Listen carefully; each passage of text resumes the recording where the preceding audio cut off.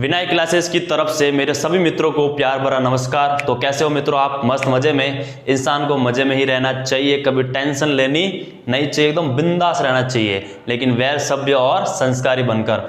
आप सोच रहे होंगे कि हर वीडियो में लाइन क्यों आती, तो आप ऐसा ही समझ लीजिए ये विनय क्लासेस की एक टैगलाइन है, ठीक है। और मैं आपको हर रोज ये याद दिलाता रहूंगा कि अपने माँ बाप की सेवा करें और संस्कारी बने रहे और अपने गुरुजनों का सदैव आदर करें, ठीक है। तो आज हम स्टार्ट करेंगे आपके विज्ञान का चैप्टर नंबर 9 यानी प्रकाश के बारे में, और जिसको सभी को जिसका बेसब्री से इंतजार था, तो आज वो घड़ी आ गई है और हम स्टार्ट करने वाले हैं आपके प्रकाश वाला चैप्टर यानी लाइट।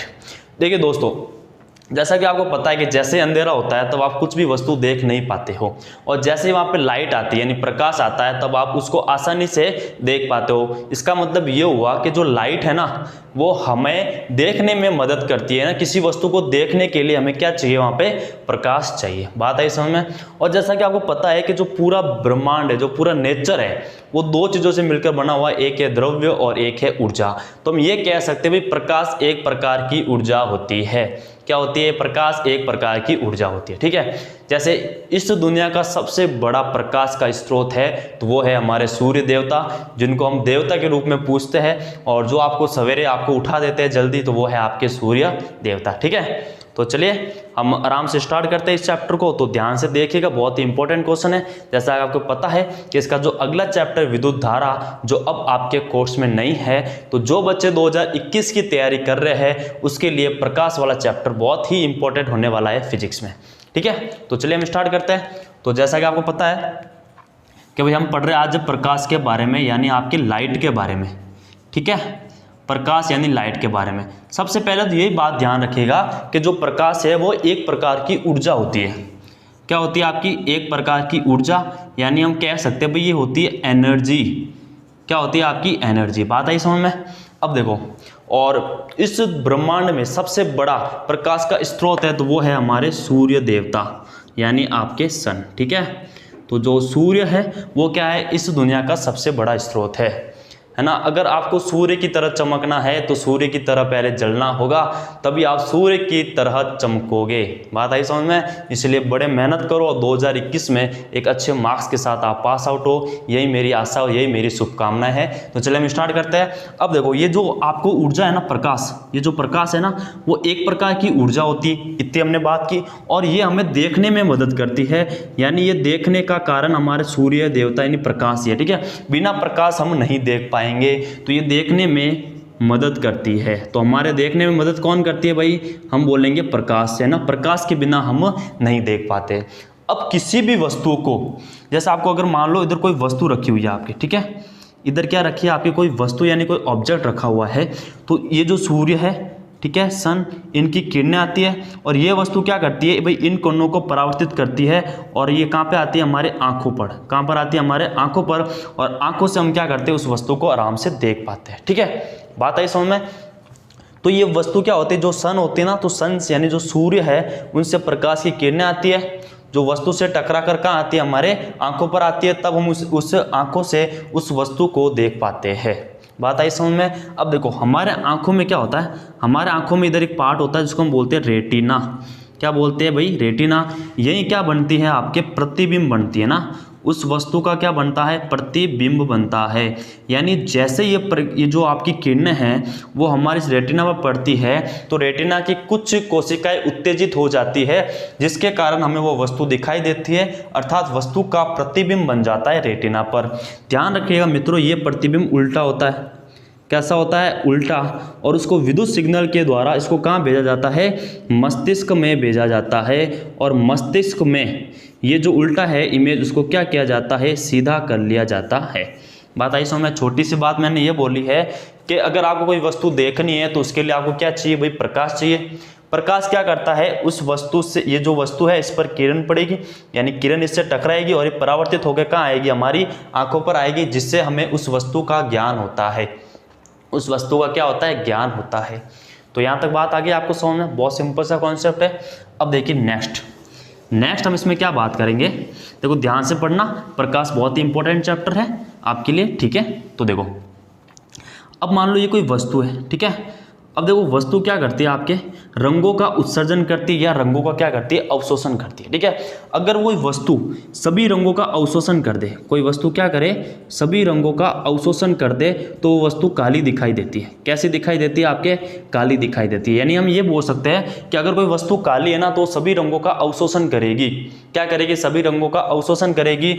और यदि वो वस्तु क्या करती है, सभी रंगों का उत्सर्जन करती है, सभी रंगों का उत्सर्जन करती है, तो कैसे दिखाई देती है, आपके सफ़ेद दिखाई देती है। कैसे दिखाई देती है, सफ़ेद दिखाई देती है। इतनी सी बात आई समझ में। यदि कोई वस्तु सभी रंगों का अवशोषण करती है तो वो काली दिखाई देती है, जबकि अगर वो सभी वस्तु का उत्सर्जन करे तो वो सफ़ेद दिखाई देती है। इसीलिए जैसे हम गर्मी में क्या करते हैं, अगर आपने शर्ट पहने, काले कपड़े पहने तो आपको गर्मी ज़्यादा लगेगी। कैसे लगेगी, गर्मी ज़्यादा, क्योंकि जो काला कलर है ना वो सभी प्रकाश के आने वाली किरणों को अवशोषण करेगा। अब गर्मी में सारी प्रकाश किरणें आ रही है और आपका शर्ट उन सबको अवशोषण कर रहा है, तो बहुत सारी गर्मी बढ़ जाएगी ना आपके शरीर में, टेम्परेचर इंक्रीज हो जाएगा, जिसके कारण हमें गर्मी क्या लगती है, ज़्यादा लगती है ना। इसीलिए ध्यान रखिए, गर्मी में कैसे कपड़े पहने, सफ़ेद कपड़े पहने। कैसे पहने, सफ़ेद, क्योंकि ये सभी किरणों का उत्सर्जन करती है। क्या करती है, सभी किरणों का उत्सर्जन करती है। बात आई समझ में। तो देखो सभी वस्तु का अवशोषण करेगी तो काली वस्तु होगी, उत्सर्जन करेगी तो सफ़ेद वस्तु होगी। तो यहाँ तक तो आपके सिस्टम क्लियर है। ठीक है, अब देखते आगे। आगे हम क्या बात करते हैं कि अभी जो प्रकाश है, ठीक है, जो प्रकाश है वो क्या होती है बेटा, एक प्रकार की तरंग होती है। क्या होती है, एक प्रकार की तरंग होती है। ठीक है, और एक प्रकार का हम ये भी मान सकते हैं भाई ये कण भी होती है। कैसे होते हैं, आपके कण भी होता है ना। तो इसी के आधार पर इनकी आई थी भी द्वैत प्रकृति है ना। एक वैज्ञानिक थे जिनका नाम है डी ब्रोगली। क्या नाम है उनका, डी ब्रोगली। इन्होंने बताया कि जो प्रकाश है वो तरंग के रूप में भी चल सकता है और वो कणीय के रूप में भी, यानी कण के रूप में भी चल सकता है। बात आई समझ में। तो डी ब्रोगली ने बताया कि प्रकाश के एक द्वैत प्रकृति का होता है। कैसे प्रकृति का होता है, द्वैत, यानी दो प्रकार के होता है, यानी द्वैत प्रकृति का होता है। तो इसकी प्रकृति दो प्रकार की हो सकती है, या तो वो तरंग के रूप में भी चल सकती है और वो कण के रूप में भी चल सकती है ना। ऐसे तरंग के रूप में भी चल सकती है और एक कण के रूप में भी ये चल सकती है। ये किसने बताया था, आपके डी ब्रोगली साहब ने बताया था। और इसीलिए बोला प्रकाश क्या है, एक द्वैत प्रकृति का है। यहाँ तक बात क्लियर है। ठीक है, आगे हम बात करें कि जो प्रकाश है उसको चलने के लिए माध्यम की आवश्यकता नहीं होती। ठीक है, यानी वो माध्यम में भी चल सकता है और जहाँ माध्यम नहीं होगा, यानी जहाँ निर्वात होगा, जहाँ वैक्यूम होगा, वहाँ पे भी ये क्या कर सकती है, गमन कर सकती है। क्या कर सकती है मित्रों, गमन कर सकती है।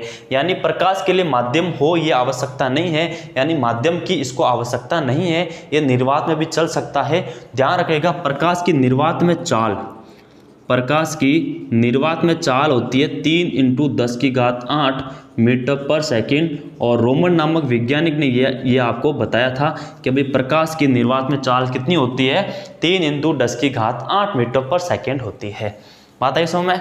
तो जो प्रकाश है ना वो निर्वात में भी चल सकता है। जैसा आपने ये सुना होगा कि जो आपकी ध्वनि है, और आपने 9th में पढ़ा भी होगा कि जो ध्वनि वो भी एक प्रकार की ऊर्जा है, लेकिन ध्वनि को एक स्थान से दूसरे स्थान पर जाने के लिए माध्यम की आवश्यकता होती है ना। बिना माध्यम क्या नहीं कर सकता, ये ट्रैवलिंग नहीं कर सकता।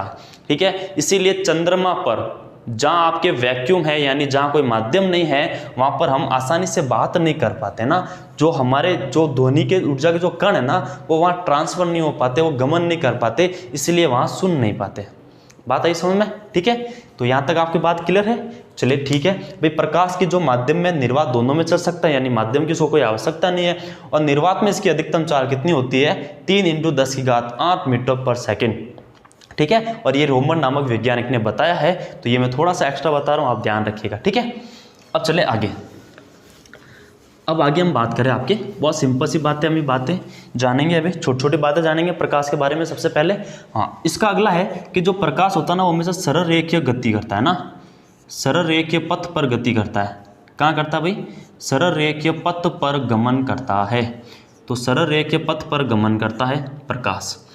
अब देखो क्या होता है भाई, जैसे मान लो अगर आपकी कोई वस्तु इधर आ जाती है और ये आपके अगर प्रकाश जा रहा है, ठीक है, मान लो ये क्या जा रहा है, आपके प्रकाश जा रहा है और बीच में कोई वस्तु आती है तो आप देखते हो ना, इस वस्तु की क्या बन जाती है, पीछे छाया बन जाती है ना, क्योंकि इसके बीच में क्या आ गई, रुकावट आ गई, जिसके कारण ये वाला हिस्सा इसको नहीं दिखता और इसकी क्या बन जाती है, इधर छाया बन जाती है और प्रकाश यहाँ से गुजर जाता है ना। इसका मतलब ये कह सकते हैं कि भाई प्रकाश सदैव सीधी रेखा में गमन करना ही चाहता है, लेकिन बीच में वस्तु आने के कारण उसकी क्या बन जाती है भाई, पीछे छाया बन जाती है, पीछे क्या बन जाती है उसकी छाया। और सूर्य ग्रहण होता है, आपके चंद्र ग्रहण होते हैं ना, वो भी यही बताते हैं कि अभी सरल रेखीय पथ पर गति करता है ना, प्रकाश क्या करता है, सरल रेखीय पथ पर गति करता है, लेकिन बीच में अवरोध आने के कारण वो मुड़ जाती है और उसकी छाया उधर दिखाई देती है। यहाँ तक क्लियर है? ठीक है, अब देखिए हम आगे, अब देखो आगे हम बात करेंगे। यहाँ तो बात क्लियर है भाई, ये सरल रेखीय में क्या करता है, गमन करता है। अब आगे हम बात करते हैं कि भाई इसकी प्रकाश की कौन कौन सी घटनाएं हमारे सामने आती है। ठीक है, जैसे प्रकाश का परावर्तन हो गया, प्रकाश का अपवर्तन हो गया। ठीक है, ये जो सारी चीज़ें वो प्रकाश की घटनाएं हैं। तो अभी हमारे कोर्स में दो ये, एक तो है प्रकाश का परावर्तन और एक है प्रकाश का अपवर्तन, तो उनको बड़े ध्यान से देखना, बहुत ही इंपॉर्टेंट है। ठीक है, तो सबसे पहले हम पढ़ेंगे आपके प्रकाश का परावर्तन। क्या पढ़ेंगे भाई, प्रकाश का परावर्तन, प्रकाश का परावर्तन। अब देखो रिफ्लेक्शन ऑफ लाइट। अब देखो क्या होता है प्रकाश का परावर्तन, मैं पूरी हिंदी में ही बताना चाहूँगा। ठीक है, थोड़ा सा अगर इंग्लिश में वर्ड आ जाए तो एडजस्ट कर देना, लेकिन मैं पूरा क्या बताऊँगा, हिंदी में ही बताऊँगा आपको। ठीक है, ये मेरे हिंदी मीडियम भाइयों के लिए है जो राजस्थान से बिलोंग करते हैं। ठीक है, अब देखिए प्रकाश का परावर्तन, प्रकाश का परावर्तन में क्या है भाई, जैसे मान लो अगर आपके पास एक चिकना पृष्ठ है, क्या है आपका, एक चिकना पृष्ठ है। ठीक है, चिकना पृष्ठ है, मान लिया भाई ये हमारा क्या है, एक चिकना पृष्ठ है। अब कोई भी प्रकाश की किरण आ रही है, प्रकाश किरण आ रही है, तो इस प्रकाश की आने वाली किरण को हम बोलते हैं भाई आपतित किरण। क्या बोलते हैं, आपतित किरण। ठीक है, अब ये क्या करेगी आपतित किरण, वो जैसी चिकने पृष्ठ से टकरा गई वापस उसी माध्यम में लौट जाएगी, वापस क्या होगा, उसी माध्यम में लौट जाती है और इसको हम बोलते हैं भाई परावर्तित किरण। क्या बोलते हैं इसको, परावर्तित किरण। तो इसकी डेफिनेशन क्या हो जाएगी, अगर आपको पूछे भाई प्रकाश का परावर्तन एक्चुअल में होता क्या है, तो हम ये बोलेंगे कि कोई भी आने वाली प्रकाश की किरण किसी चिकने पृष्ठ से टकराने के पश्चात पुनः उसी माध्यम में लौट जाती है, इस घटना को प्रकाश का परावर्तन कहते हैं। बात आई समझ में, इस घटना को प्रकाश का परावर्तन कहते हैं। तो मैं तो डेफिनेशन लिख दूं आराम से। ठीक है, अगर आप ऑफलाइन क्लास में होते यानी अपनी क्लास में होते तो ये लाइन आपको बोल के लिखवाई जाती, लेकिन मैं आपके लिए पूरी लाइन लिख रहा हूं, इसीलिए आराम से इसको देखना। ठीक है, और अपनी नोटबुक में जरूर छाप लेना। प्रकाश का परावर्तन क्या होगी भाई, कि जब कोई प्रकाश की किरण, जब कोई प्रकाश की किरण किसी चिकने पृष्ठ से टकराने के पश्चात, किसी चिकने पृष्ठ से टकराने के पश्चात पुनः उसी माध्यम में लौट जाती है, पुनः उसी माध्यम में लौट जाती है, पुनः उसी माध्यम में लौट जाती है, इस घटना को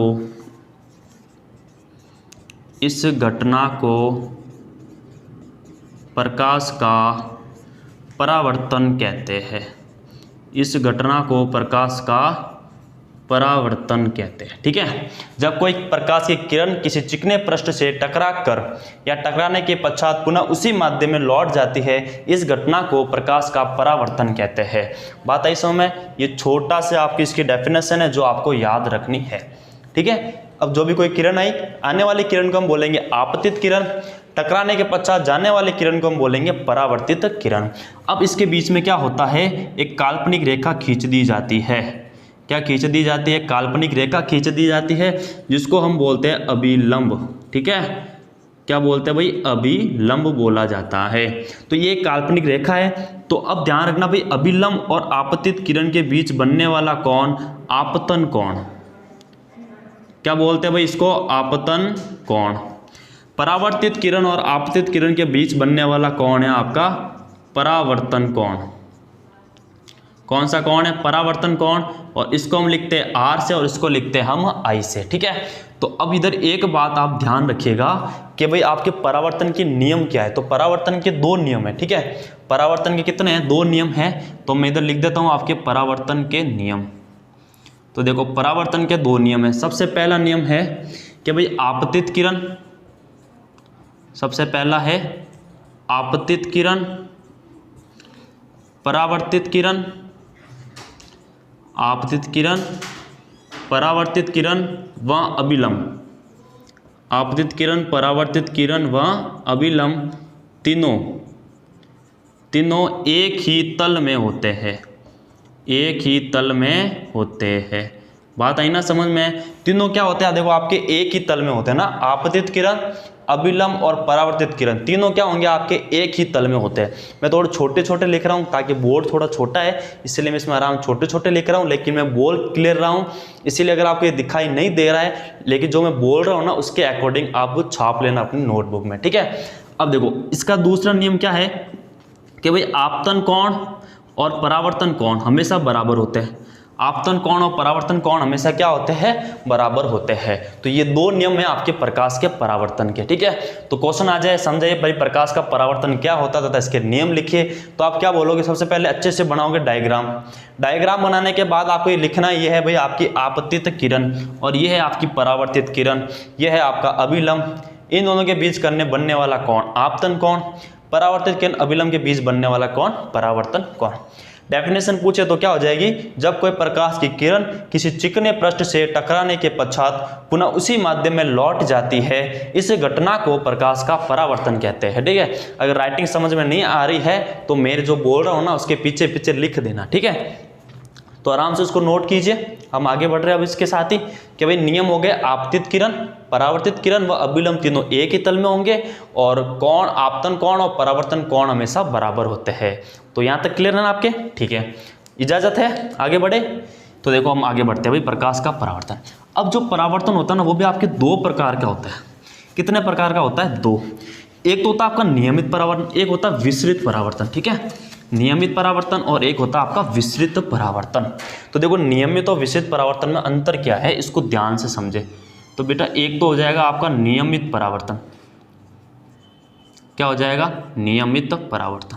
तो देखो सबसे पहले नियमित परावर्तन को समझे कि जैसे ये आपका मान लो पृष्ठ है, ध्यान रखना नियमित परावर्तन हमेशा समतल पृष्ठ पर होता है। समतल का मतलब समझ में आता है ना, एकदम फ्लैट समतल पृष्ठ पर होता है आपके नियमित परावर्तन, ठीक है। अब जैसे मान लो ये प्रकाश की किरण आई, यहाँ टकराई और वापस इस दिशा में क्या हो गया? इसका परावर्तन हो गया। एक किरण इधर आई, टकराई, वापस इसी दिशा में परावर्तन हो गया। एक किरण आई, टकराई, वापस इसी दिशा में परावर्तन हो गया। तो हम बोलेंगे कि भाई इसमें क्या होता है? किरणें समांतर आती है, यानी समांतर आने वाली प्रकाश की किरणें किसी पृष्ठ से टकराकर या किसी समतल पृष्ठ से टकराकर एक समान दिशा में परावर्तित हो जाती है। एक समान दिशा में परावर्तित हो जाती है, इसको नियमित परावर्तन बोला जाता है, ठीक है। तो मैं लिख दूं अपनी प्यारी राइटिंग में, क्या भाई नियमित परावर्तन क्या होता है? कि जब समांतर आने वाली प्रकाश की किरणें, देखो एक दूसरे के सब समांतर आ रही है ना, तो जब समांतर आने वाली प्रकाश की किरणें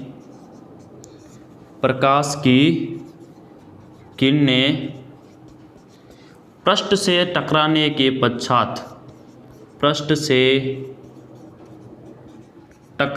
के पश्चात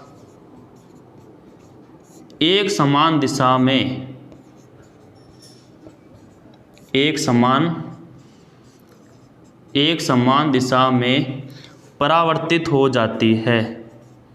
एक समान दिशा में परावर्तित हो जाती है, इसे नियमित परावर्तन कहते हैं। इसे नियमित परावर्तन कहते हैं। बात आई समझ में? तो इसको छाप लीजिए आराम से नोट कीजिएगा इसको कि नियमित परावर्तन क्या है? जब समांतर आने वाली प्रकाश की किरणें पृष्ठ से टकराने के पश्चात एक समान दिशा में परावर्तित हो जाती है, तो इसे नियमित परावर्तन कहते हैं, ठीक है। अब देखो अब इसमें जो मैं लिख रहा हूँ ना, इसमें थोड़ा टाइम लगता है, लेकिन ऐसे पढ़ाने में मज़ा आता है ना। अगर मैं यहाँ से पहले से छाप लूँ आराम से, या नोट करूँ, फिर मैं आपको एक एक लाइन इसके अंडरलाइन ऐसे करके समझाऊँ भाई नियमित परावर्तन ये होता है, समांतर आने वाली प्रकाश किरणें, तो ऐसा ना तो मेरे को मज़ा आता पढ़ाने में, क्योंकि आज तक मैंने ऐसा पढ़ाया नहीं। अगर मैं ऑफलाइन क्लास से लेता हूँ ना, तो सारी एक चीज़ में ये तो खुद लिखवा लेता हूँ, और ये सारी चीज़ें मैं लिखवा के समझाता हूँ ना, ताकि अगले बंदे को आराम से समझ में आए। ठीक है, बात आई समझ में। तो आपको क्या होता है, जैसे मैं लिखूंगा ना, एक दो बार बोलूंगा ना, तो आपको ऑटोमेटिकली और दिमाग में वो बात बैठ जाती है, जिससे आपको बातें जल्दी याद होती है। भाई मेरा काम क्या है, जो भी मैं लिख रहा हूँ ना, ये सीधा आपके दिमाग में याद करवाऊँ, आपको दिमाग में इसको बैठा लूँ आराम से। ठीक है, तो ये तभी होगा जब मैं आराम से इस बात को लिख पाऊंगा। ठीक है, थोड़े से हाथ दर्द होते हैं, लेकिन ऐसा कोई नहीं, आपके लिए कुछ भी। बात आई समझ में। अब देखो, ये हो गया भाई नियमित परावर्तन, है ना। और आप भी कमेंट करके बता दीजिए कि भाई एक एक बात मैं लिखवाऊँ, एक एक बात मैं लिख के समझाऊं, या पहले से इसमें लिख के लाऊं और फिर मैं आपको समझाऊं। एज योर विश, जैसे आपकी इच्छा है वैसे हम आपको पढ़ा देंगे। ठीक है, अब अगली बात देखो, अगला है बेटा आपका विसरित परावर्तन।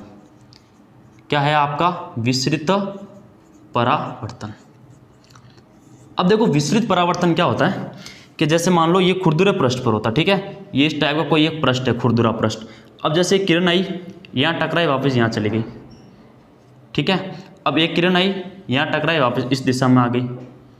बात आई समझ में। एक किरण इधर आई, टकराई, वापस इस दिशा में चली गई। तो हम क्या बोलेंगे कि भाई आने वाली किरणें तो एक दूसरे के समांतर है, लेकिन वो पृष्ठ से टकराने के पश्चात भिन्न भिन्न दिशा में परावर्तित हो जाती है। तो भाई इसको हम क्या लिखेंगे कि समांतर आने वाली किरणें, समांतर आने वाली किरणें खुरदुरे पृष्ठ से, या पृष्ठ से लिख दो या खुरदुरे, क्योंकि ये जो परावर्तन होगा ना वो खुरदुरे पृष्ठ पर होता है। ठीक है, तो हम बोलेंगे कि समांतर आने वाली किरणें खुरदुरे पृष्ठ से टकराने के पश्चात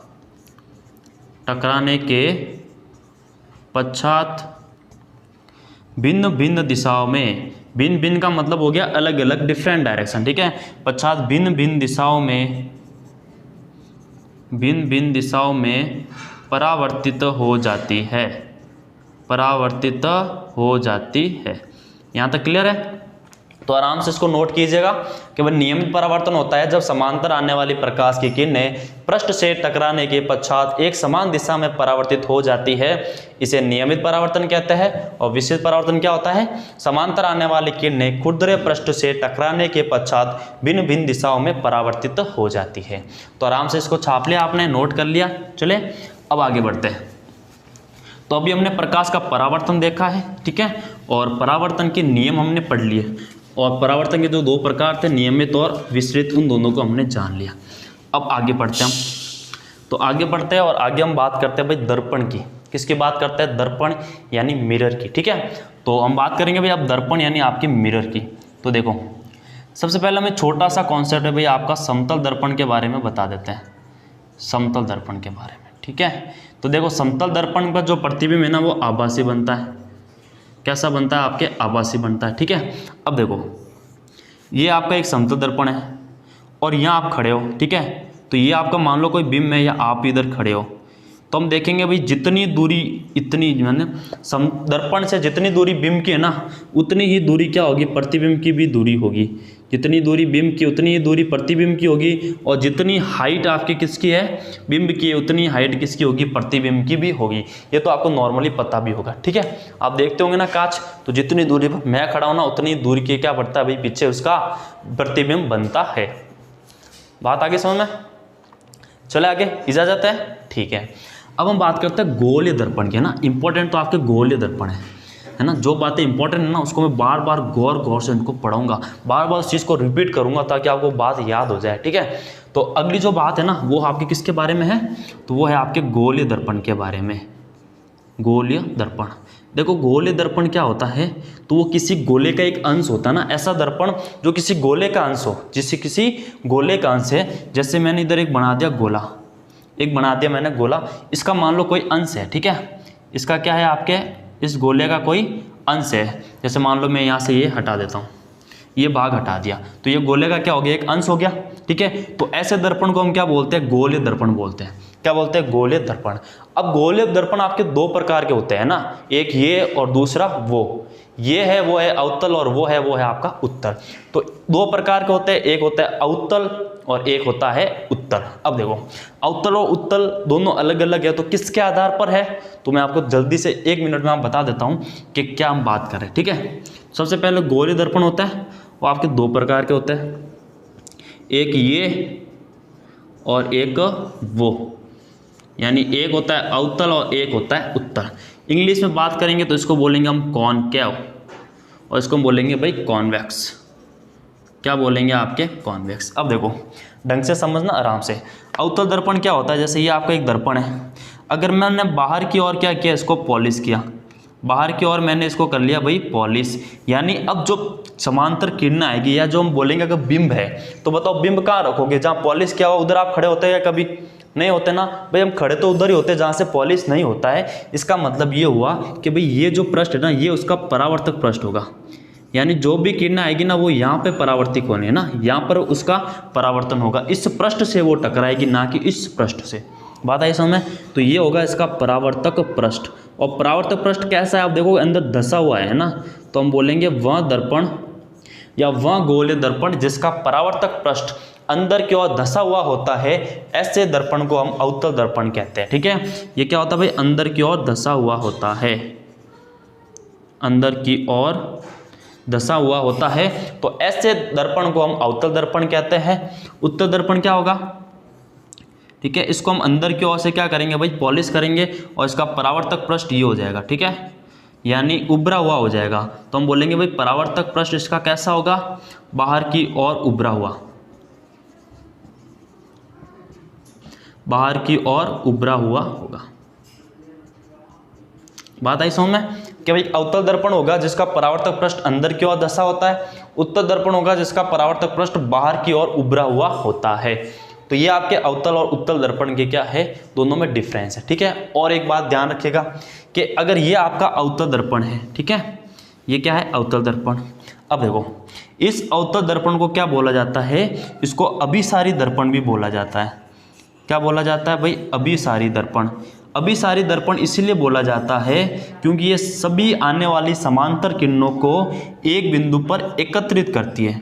क्या करती है भाई, वो एक बिंदु पर एकत्रित करती है, या हम बोल सकते हैं कि भाई अभिसारी दर्पण यानी जो अवतल दर्पण होगा वो समांतर आने वाली सभी किरणों को एकत्रित करती है। क्या करती है, एकत्रित करती है। तो कौन करती है भाई, एकत्रित अवतल दर्पण करती है, इसीलिए इसको अभिसारी दर्पण भी कहते हैं।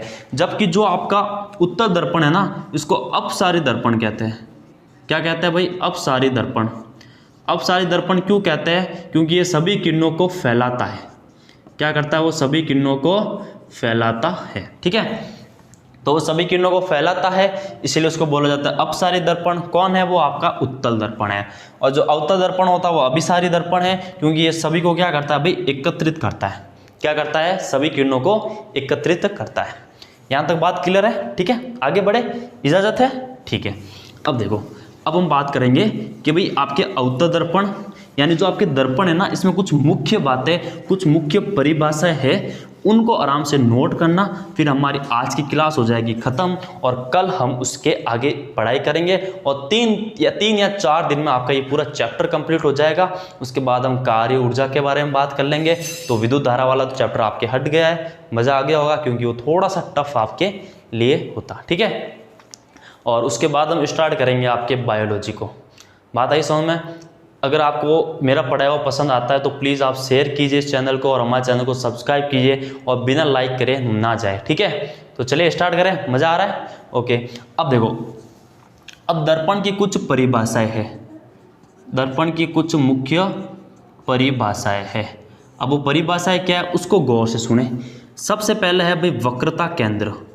सबसे पहले डेफिनेशन क्या है भाई आपकी, वक्रता केंद्र। देखो वक्रता केंद्र क्या होता है कि जैसे ही मान लो ये आपका दर्पण है, ठीक है। अब दर्पण को जब हम आगे बढ़ाते हैं ना, तो भाई हमने बोला भाई दर्पण क्या है, एक गोले का अंश ही तो है। ये क्या है, किसी गोले का अंश ही तो है। तो दर्पण क्या है भाई, किसी गोले का अंश है। तो इस गोले का कोई ना कोई तो केंद्र होगा, कोई क्या होगा, इसका केंद्र होगा। तो ये केंद्र जिस गोले का अंश है, सॉरी, ये जो दर्पण है वो जिस गोले का अंश है उस गोले का केंद्र ही इस दर्पण का वक्रता केंद्र कहलाता है। बात है समझ में, ये बोल सकते हैं कि भाई ये गोलीय पृष्ठ या जो गोलीय दर्पण जिस गोले का अंश है, जिस गोले का अंश है उस गोले का केंद्र ही उसकी वक्रता केंद्र कहलाता है। तो मैं डेफिनेशन लिख देता हूं आराम से इसको कि भाई गोलीय दर्पण या दर्पण लिख देते हैं सिंपल सा कि भाई दर्पण जिस गोले का भाग है, दर्पण जिस गोले का भाग है या अंश है, जिस गोले का अंश है उस गोले का केंद्र, उस गोले का केंद्र ही उसका वक्रता केंद्र कहलाता है, उसका वक्रता केंद्र कहलाता है। बात आगे समझ में। तो ये हो गया आपका वक्रता केंद्र और इसको हम दर्शाते हैं भाई सी से। किससे दर्शाया जाता है इसको? सी से। ठीक है, अब आ गया ये।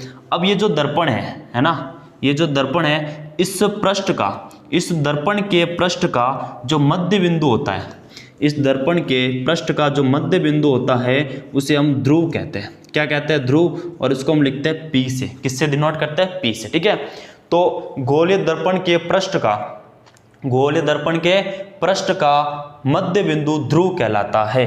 तो यहाँ पे आप ध्रुव की डेफिनेशन लिख देना। ठीक है, मैं यहाँ लिख देता हूँ भाई आपका ध्रुव क्या है, मैं इसके अंदर ही लिख देता हूँ ध्रुव क्या है। ठीक है, तो देखो ध्रुव क्या है, तो गोलीय पृष्ठ का, गोलीय पृष्ठ का मध्य बिंदु। तो गोलीय पृष्ठ का यानी गोलीय दर्पण का जो पृष्ठ है उसका जो मध्य बिंदु है उसी को हम क्या कहते हैं भाई? ध्रुव कहा जाता है, उसी को ध्रुव कहा जाता है। यहाँ तक क्लियर है? अब देखो, ध्रुव और वक्रता केंद्र को मिलाने वाली एक काल्पनिक रेखा है ना, ध्रुव व वक्रता केंद्र को मिलाने वाली काल्पनिक रेखा है ना, ये काल्पनिक रेखा है। तो ध्रुव व सी को मिलाने वाली काल्पनिक रेखा मुख्य अक्ष कहलाती है। क्या कहलाती है भाई? मुख्य अक्ष कहलाती है। तो ये छोटी सी डेफिनेशन तो आप भी लिख सकते हो कि भाई सी व पी को मिलाने वाली काल्पनिक रेखा मुख्य अक्ष कहलाती है। ठीक है, यहाँ तक क्लियर है? आगे बढ़े, इजाजत है? ठीक है, तो ये होगी भाई आपकी काल्पनिक रेखा। ठीक है, ये हो गया आपका ध्रुव। तो ये सारी डेफिनेशन आपको याद हो गई होगी और आपने इसको नोट कर लिया होगा। अब देखिए आगे, देखो ये हो गया आपका दर्पण, इसका मध्य बिंदु है P, इसका केंद्र है C, मिलाने वाली रेखा हो गई आपकी मुख्य अक्ष। अब मुख्य अक्ष के समांतर आने वाली सभी किरणें, मुख्य अक्ष के समांतर आने वाली सभी किरणें पृष्ठ से टकराने के पश्चात, जैसे आपका अवतल दर्पण है, ठीक है, पृष्ठ से टकराने के पश्चात मुख्य अक्ष के जिस बिंदु से गुजरती है, मुख्य अक्ष के जिस बिंदु से गुजरती है उस बिंदु को फोकस बिंदु कहा जाता है। क्या कहा जाता है भाई? फोकस बिंदु। तो देखो फोकस बिंदु की परिभाषा आप लिख देना, बहुत इंपॉर्टेंट है फोकस बिंदु। तो इसकी परिभाषा क्या हो जाएगी फोकस बिंदु की? कि मुख्य अक्ष के समांतर आने वाली किरणें, मुख्य अक्ष के समांतर आने वाली किरणें, मुख्य अक्ष के समांतर आने वाली किरणें पृष्ठ से टकराने के पश्चात, परावर्तक पृष्ठ से टकराने के पश्चात मुख्य अक्ष के जिस बिंदु से गुजरती है, मुख्य अक्ष के जिस बिंदु से गुजरती है उस बिंदु को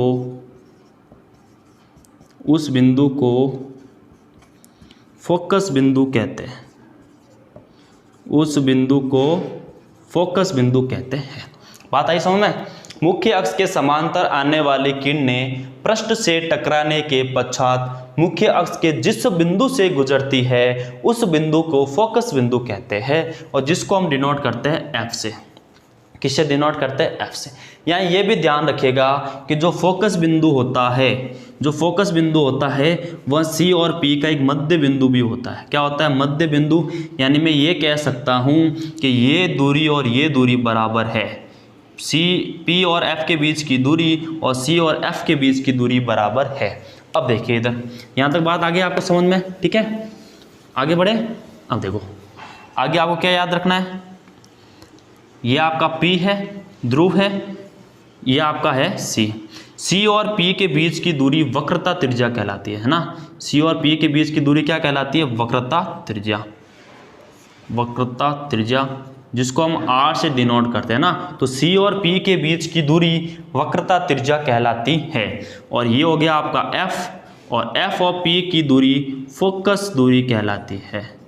क्या कहलाती है भाई, फोकस दूरी, जिसको हम F से डिनोट करते हैं ना। इसको कैपिटल F में ले लो और ये हो जाएगा स्मॉल f, जिसको F से डिनोट किया जाता है। तो मैंने क्या बोला भाई, ये अगर F है तो ये भी क्या हो जाएगा F, ये दोनों तो बराबर होगी। इसका मतलब ये हुआ कि जो R है ना वो आपके 2F के बराबर होती है, यानी जो वक्रता त्रिज्या है वो हमेशा फोकस दूरी का दुगुना होगा। क्या होगा, वो फोकस दूरी का दुगुना होगा। तो आई थिंक ये बात आपको समझ में आ गई होगी। यहाँ तक क्लियर है, ठीक है। तो देखो अभी तक हमने गोलीय दर्पण की जो जितनी परिभाषा थी उनके बारे में हमने पढ़ा है, ठीक है। आगे हम गोलीय दर्पण में कैसे बिंब का निर्माण होता है वो सभी हम बहुत ही अच्छी तरीके से समझाएंगे। तो आप प्लीज़ इसमें एक बात मेरे को जरूर कमेंट करके बताइएगा कि जो मैं इधर ही आपको लिखवा रहा हूँ, ये ऐसे लिखवाने में अगर पढ़ने में मज़ा आता है, या मैं पहले से इधर लिख के रखूँ और फिर आपको समझाऊँ, उसमें पढ़ने में मज़ा आता है। ये बात आप प्लीज़ मेरे को बता दीजिएगा ताकि मैं और ज़्यादा अपना बेस्ट दे सकूँ, ठीक है। तो आज के लिए इतना ही।